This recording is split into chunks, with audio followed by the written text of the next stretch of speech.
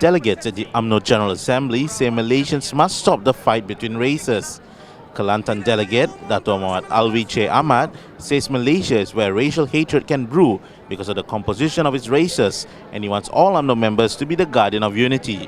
Pemimpin UMNO adalah pemimpin negara. Cakap kita mesti berhemah. Cerita kita mesti cermat. Ini yang paling penting. Meraihkan perbezaan pendapat tanpa dendam. No malice. Ketua mafia Amerika, dia tulis, don't hate your enemy. Don't hate your enemy because you will be ruthless. Itu Don Corleone, ketua penjahat.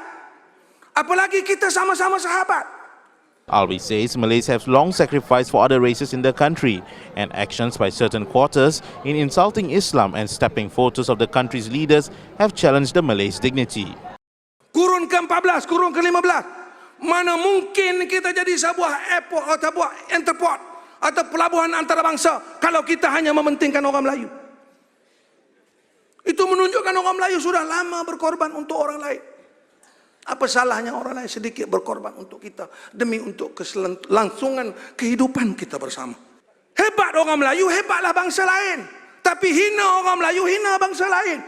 Sebab itu tuan-tuan dan puan-puan, we cannot afford to fight again. Kita tak boleh bergaduh lagi. Tak boleh dah. Cukup. Damaikan mereka.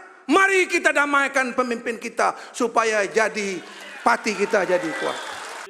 Sabah delegate Dato' Taufik Abu Bakar Titingan from the Tawau division says Malaysia is also threatened by separatist forces that want Sabah and Sarawak to be out from Malaysia, and this must be stopped as well.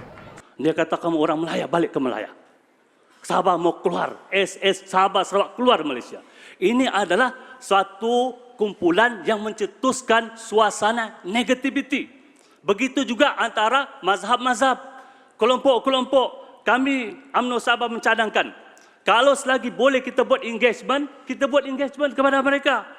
Sekiranya tidak dapat engagement, ambil tindakan.